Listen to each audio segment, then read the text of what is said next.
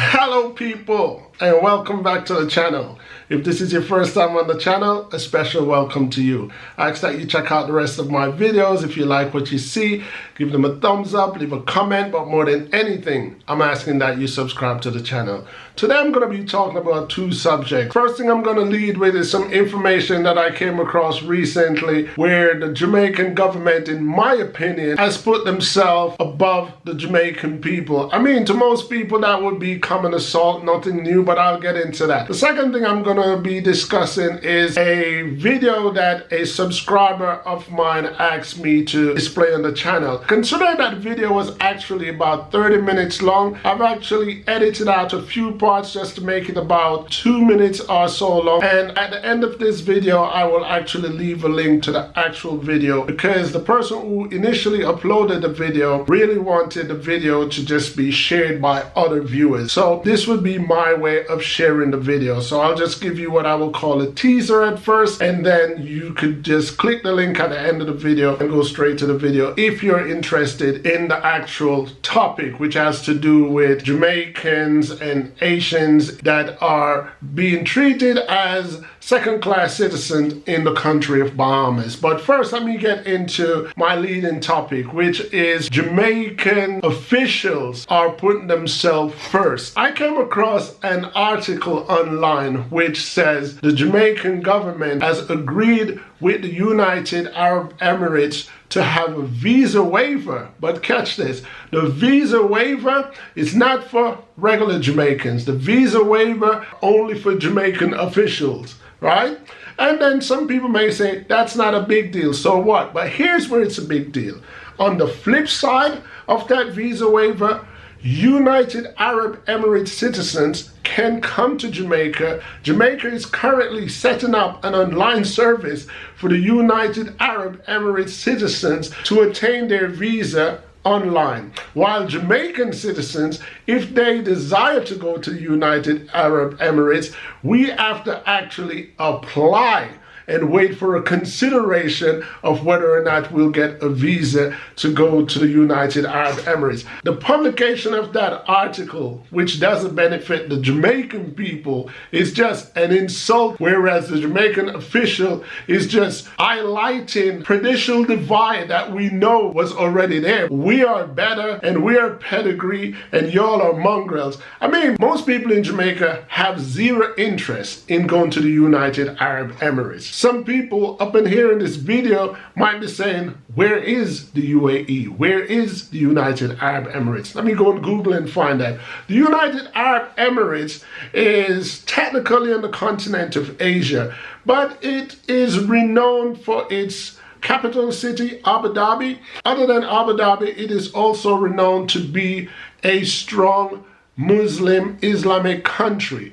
And for that reason, I don't have any problem against the religion Islam. I don't have any problem against the UAE. But personally, I've never had any desire to travel to the United Arab Emirates. I mean, my present social status at the moment allows me to travel to more than 100 countries of this world without the requirement of a visa. I'm not quite sure if UAE is among my travel-free zones, but I would have to check on that. Either way, it doesn't really matter to me because I'm not just complaining and having a rant because of my personal disability. Freedom. I wish freedom on every human being, whether they're Jamaican or whether they're Jamaican not. I mean, first of all, before I'm Jamaican, I'm human. I wave no flag. I'm a Jamaican by political bureaucracy. That's where I was born. That was the birth certificate I had. That was the first passport I ever held. So if you're going with the framework of man-made law and order, then I'm a Jamaican. And I have no problem owning that citizenship. But my rants and my objection and my criticism is not all about self-preservation. It's about Jamaican people, and it is about black people. At the same time, I'm not against white people, but white people have an extension of privileges is that black people don't have. Black people have a history of oppression and mistreatment, and that's where I come in to give my rant and say how I feel. So I wish freedom and black people, I wish freedom of Rome. And freedom of Rome is one of those things that it's like anything else. It's like being rich. I mean, being rich or being wealthy, if you want to say, it's not having enough. It's pretty much having more than you want. And what I mean by that is having the ability to roam to countries even though you have no desire of going to them. You know, so that is a status that I would like to see Jamaican people have. The bias bothers me how Jamaican official treats Jamaican people versus other countries' official and their people. Let's use the UAE at the moment. The UAE, up in that agreement, didn't just say, let's have a visa waiver just for the officials of the UAE. No, they didn't say that. They said, let's have a visa waiver for the UAE and its people. And Jamaica, and on the Jamaican side, they was like, we'll agree to that, but it's only for us. It's only for the officials of Jamaica. It's only for politicians. It's only for ambassador. It's only for those people. The hell with the rest of Jamaican people. And that slightly bothered me a bit, you know, to see the blatant disrespect, the blatant disregard, the blatant prejudice between Jamaicans and the Jamaican official. I mean, Jamaican people appoint these officials to represent them. And these people apparently are just taking care of themselves.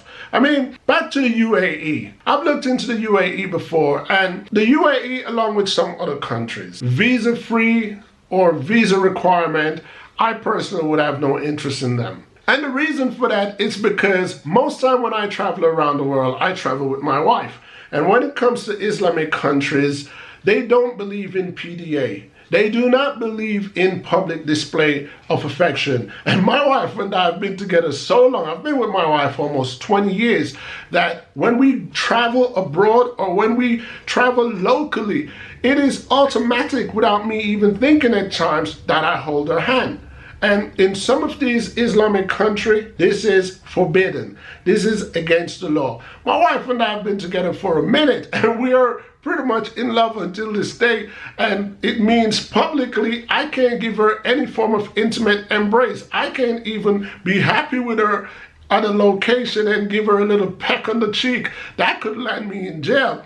And because I don't want to go to any country where I have to be forcing myself to remember that I can't hold her hand or I can't put my arms around her, it's a bit too much for me. So I would just say, well, I'll take a pass on that, you know, because my whole idea about living, existing, is freedom. Freedom of expression, freedom of movement, freedom of being. So I don't want to visit or live in any country where I have to feel restricted of what I'm saying or what I'm doing. Anyway, people, I'm just gonna breeze through that because I just wanted to air on my channel what I discovered about the Jamaican government putting themselves first, allowing only officials to have visa-free access to the UAE, while the rest of Jamaican people have to apply and see if they get it. Let me know how you feel about it. Like I say, I'm almost sure most Jamaicans have no interest of traveling to the UAE,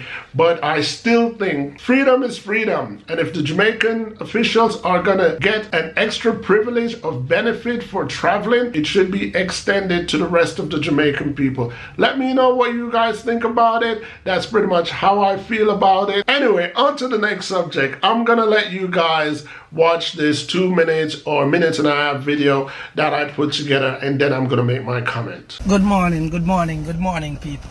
We just have a cut to the chase. I just get right to the matter at hand. As it relates to the storm that was here 2 weeks ago, we have heard the horror stories. We have seen the horrific pictures. A lot of people died. I think to date, them still have it that is 53 persons, but over 2,500 missing.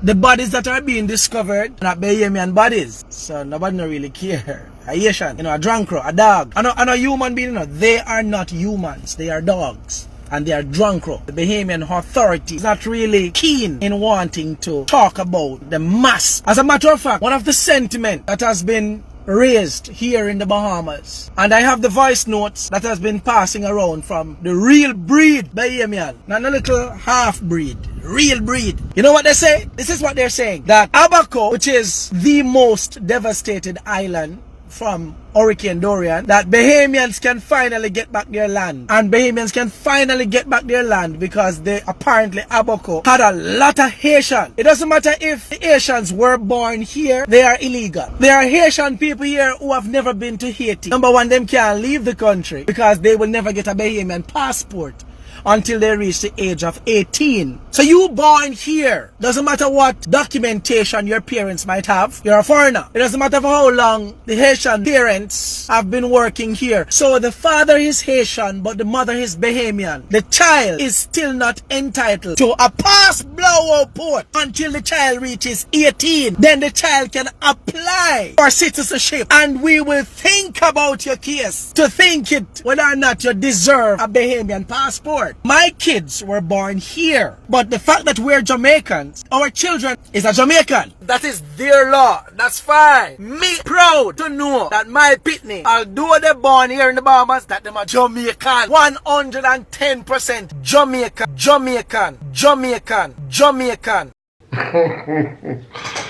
Okay, so what can I say about that? It's bittersweet. I am a little heartbroken to know that the Bahamian people who are the same as us are prejudiced against its own kind just because of the color of a flag or because of a plot of land that was named the Bahamas. I've read many articles over the last couple of years where people from Haiti has been mistreated, especially in countries such as the Dominican Republic, which is just next door to them. In regards to the Bahamian rule, where citizenship is not automatically granted, we have to respect their rule if that's their rule. I mean, that goes pretty much in line with the last video that I uploaded where the German-born person was finding himself stateless. But the ugly part of that whole testimony that I just listened to that bothers me personally was just the blindness and the ignorance of black people on a whole. I mean, Bahamian, Jamaicans, Haitians, we're all one people. We're all one people with similar history. We all got here in the Caribbean in the very same manner. So I think that part bothers me the most, to know that the Bahamian response after the disaster of the hurricane, where people have lost their life, their view to it was that, okay, good, now we can have back our land because the Haitians will have to find somewhere else to go.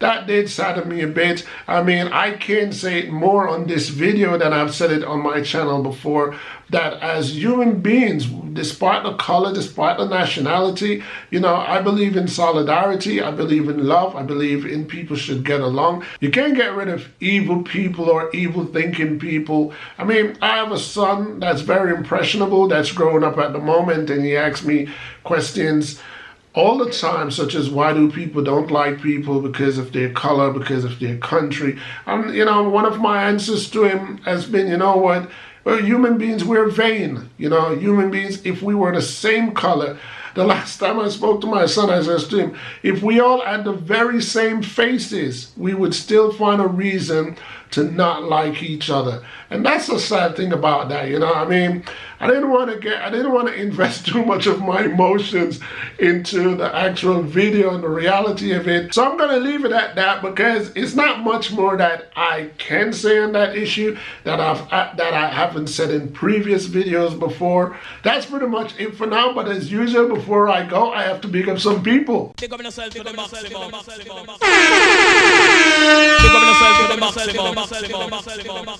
And the first person I want to big up today is a channel called Be Kind. Then I want to big up Fire Days. And last but not least, I want to big up Trevor Reed. Big up yourself to the maximum.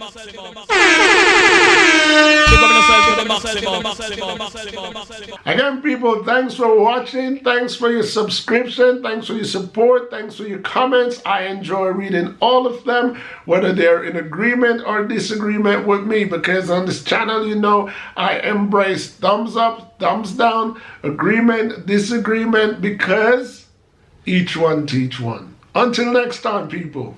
Peace.